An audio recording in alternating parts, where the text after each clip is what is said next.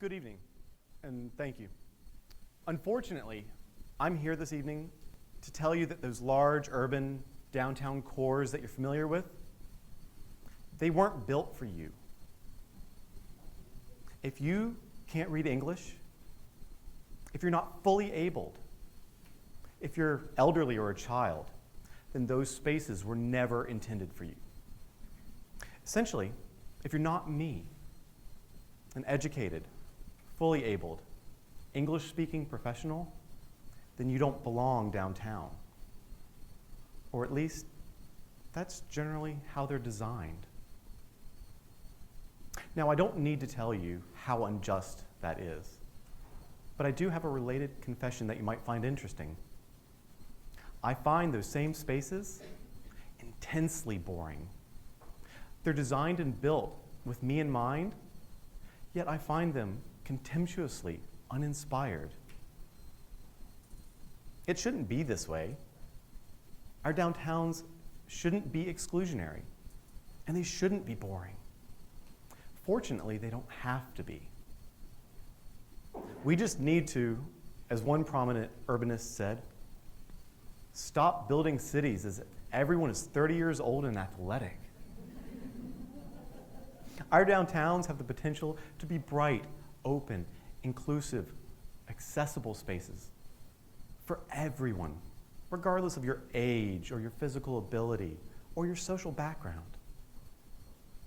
Now, I know you may be thinking, wait a second, this sounds like a lot of work, and haven't downtowns functioned perfectly well for as long as we can remember? And to an extent, yes, they've functioned as locations for commerce and employment, and they could continue to do that as they've done for years. But our downtowns are changing. Increasingly, young people are moving into the downtown core. They're starting families, they're raising their children in condos and in the downtown environment. The problem is, we didn't plan downtowns with kids in mind. Put aside the lack of daycare spaces and schools in our downtown core.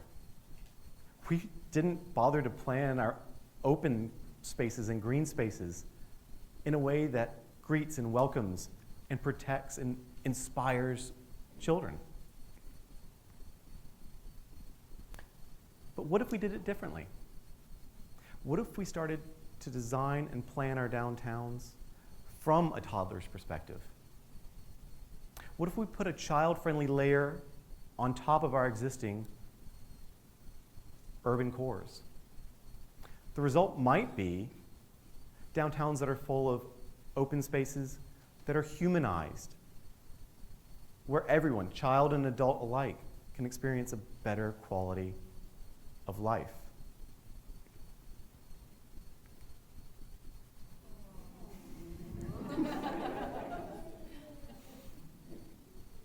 I've been a planner for about a decade now, but none of this really hit home until he was born. It was after my son Grant was born that I realized our downtown cores are grossly unsuited for children. This is despite my colleagues and I repeating the mantra of creating spaces that you can work, live, and play in for years. And if they're unsuitable for him, then I suggest to you that they're unsuitable for many of the rest of us as well. When we plan with toddlers in mind, we focus on a few things that we don't otherwise think about. And we can use kids as the indicator species to tell us if we're creating good neighborhoods. The three things that you focus on are accessibility, socialization, and fun. If we're going to live downtown and raise our children there, then kids are going to need to be able to navigate the downtown. That means key routes need to be legible and accessible to them at their intellectual and physical level. Socialization is critical to a child's development. So our public open spaces in our downtown cores need to be inviting and open and safe so that kids can congregate and interact and learn how to socialize with one another. Finally, fun. Our public open spaces should be inspiring and engaging. Because if you give a child that type of space, then you can give them anything else, any basic materials, and they will create fun. Let me give you an example. If you give a child a bucket full of empty spools of thread and some measuring rulers, and they're in a good space, they'll build you a city full of towers and bridges. Now, they're going to knock those over right away. And if they don't, I still wouldn't trust their engineering skills. But the innate creativity and tendency towards fun emerges. If you take a toddler on a walk, they're going to take you on an adventure that explores every flower bed, every puddle of water, every insect that they find along the way. Finally, if you bump into another adult with a child on your walk, by the time you're done with pleasantries, those kids could be fast friends, maybe friends for life. And those are the type of social interactions and encounters that we strive to create and to support and to encourage in our residential neighborhoods. Well, if our downtowns are becoming residential, as they seem to be, then we had better make sure that we have created the spaces and environments that allow those same interactions to occur in our urban cores. But herein lies the problem. We don't plan downtowns with a focus on accessibility or socialization or fun. We build them and design them based on efficiency. Efficiencies of time, efficiencies of money. That's why when you go downtown, you're more likely to see this. Groups of adults hurrying from point A to point B, usually with a phone plastered to their ear or earbuds firmly implanted in their own little worlds. You may also notice police or local security shooing away kids rather than inviting them in, particularly teenagers, because they're deemed to be misusing the built environment. Think skateboarders in this case. What you're not likely to find? Those empty spools of thread and measuring rulers. Now, yeah, that's a little unrealistic, but you're not going to find other spaces and materials that serve to inspire or engage children. You're not going to find community gardens where they can explore nature. Heck, you're not going to find flowers that they're allowed to pick in the downtown core. You're also not going to find much in the way of swings or trees that you can climb, or walls that you're allowed to jump off of. You see, all of those things encourage you to take a pause, to relax, to enjoy where you are. They don't encourage you to efficiently move from building A to building B. What else are you going to find downtown? Street signs. They're great. They're very efficient. Efficient to make. They're all standardized. They help you efficiently get from point A to point B. Now, they're in English, so hopefully you can read the language. And hopefully you're quite tall as well. Because they're generally set at a height that's really only suitable for an adult sitting down in their car at the stoplight, waiting to move through traffic. What you're not going to find are well-delineated pathways that assist our children or those perhaps with visual impairments, or maybe those that can't read English, that assist them to get from point A to point B, to get them from their school to the public library or to the park or community center. You see, creating that kind of urban legibility and accessibility, that takes more planning, more money, and who really wants to bother? We have street signs. Problem is, when you take these things collectively, they read like a billboard, one that states families, children, the elderly, disabled, immigrants, not welcome.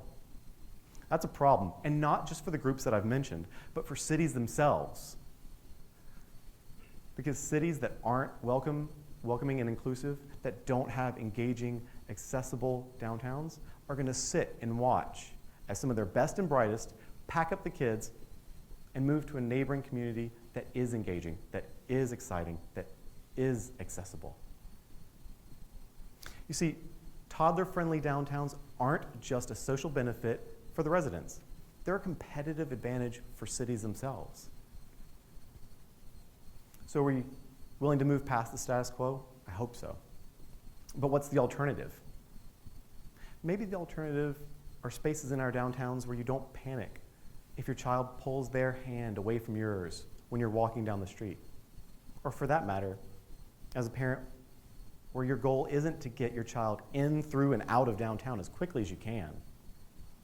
The alternative are spaces that not only keep our children safe, but nurture their ongoing social, intellectual, and physical development. Spaces that help them understand how to navigate a busy urban environment. And spaces that help to reinforce that this is everyone's area. That these are communal spaces. That they're spaces to be sharing. That's something we try to teach our kids at home. Why can't our downtown environments reinforce that message for us? Karen Cuff, the chair of Dublin City Council Transportation Committee, may have put it best when he said, "The true test of a civilized city is whether you can let go of your child's hand and allow them to explore the city by themselves." That is our ultimate goal. These same spaces should also call us back to our childhood, encourage us to put down our guard for a minute and be kids again. It's not unheard of. A lot of us do this on a regular basis, maybe on the weekends. And if you're not sure what I mean, I'll give you a few examples. Video game competitions. This year, it's expected that events like these in North America will generate $111 million in corporate sponsorships. How about comic books? In 2013, US sales of comics and graphic novels reached $870 million, not counting the associated movies or conventions. Finally, obstacle course or mud races. In 2013, it was estimated that 3 million people participated in some form of these races. To put that in perspective, that's more than all the marathon and half marathon runners combined. As the owner of one of these racing companies put it, deep down, we're all wired to crawl, climb, swim, run. Fundamentally, we never stop being kids. We just learned to hit the pause button Monday to Friday. But why? There's no reason that a toddler-friendly downtown can't encourage us to be kids Monday to Friday and Saturday and Sunday. Even if it's just for a moment or two a day, maybe on our way to or coming home from work. What do these spaces look like? Just picture any downtown core that you're familiar with. Now picture the exact opposite of that. Toddler-friendly downtowns can include buildings that are bright and exciting. This is the Alberta Children's Hospital in Calgary. Rather than leaving the child-friendly design on the inside of the building, the facade explodes with color and excitement. It engages anyone and everyone that passes by, even if they're not going to or have anything to do with the hospital. Speaking of coming and going in our downtowns, couldn't it be a little bit more fun? I mean, if you're going to go to work anyway, wouldn't you rather take the slide than the stairs? And maybe those walks and travels could be a little bit safer as well. Maybe we put the pedestrian first. We extend the sidewalks and narrow the lanes at key intersections so that, like in this case, our kids can get from their homes in residential neighborhoods to their schools a little more safely. They can spend a little less time in that intersection exposed to traffic. And let's help our kids and those that maybe can't read English or have visual difficulties. Maybe let's help them get around. This sign in Britain, it gives nearby locations and approximate distances. We could co-opt this. Let's color code that post and maybe some more of that street infrastructure. Put some child-friendly symbology on there rather than words so that they can direct children and others between their parks, their schools, their libraries. Let's let kids know, oh, I take the red path from the park to school or the green path from the library to the park. It's not rocket science. It just requires a little shift in our thinking, a shift that takes us back to when we were young. Toddler urbanism encourages us to be unapologetically excited and physically active in our downtowns, to play in the public realm together. Let's play games in spaces downtown, especially spaces that weren't seen as being for children. Let's retake those spaces. It encourages us to appreciate art in unconventional locations. That is a nicer manhole cover than any of the ones that I've ever seen. I want that for my neighborhood. Toddler urbanism encourages us to create spaces where everybody can access them, navigate them easily, and enjoy. Who's going to spearhead this effort? All of us. Certainly some of these are going to be city-led initiatives. Others will be driven by local communities. And our businesses will and should take a role in some of these projects as well. Because if it takes a village to raise a child, then the village and all of its members should also participate in the creation and maintenance of the spaces that will inspire, protect, and support our children's growth. Are they free? Some are. Most, no. Some cost a little bit. Some are going to be a little bit more expensive. But here's the thing. We're going to spend the money. We have to invest in our downtown infrastructure. It's going to happen. Knowing that, we're really only left with one question. What kind of spaces do we want to create? What kind of places do we want to make in our downtown? Do we want bright, engaging, exciting, accessible, inclusive spaces? Or do we want to stick with the gray, bland, uninspired, exclusionary spaces that we've become used to and that we accept a little too readily? In the end, the changes will benefit us all. A safer space for a child is a safer space for you and me. A space that engages and excites a child is going to make our day a little bit brighter as well. Right now, we don't have those spaces. But we should, and we can. Our spaces should be inviting, exciting, accessible, inclusive. And these spaces shouldn't just be for me, but they should be for you, your neighbor, our sons, our daughters. They should be for anyone and everyone that chooses to call downtown their home. Thank you.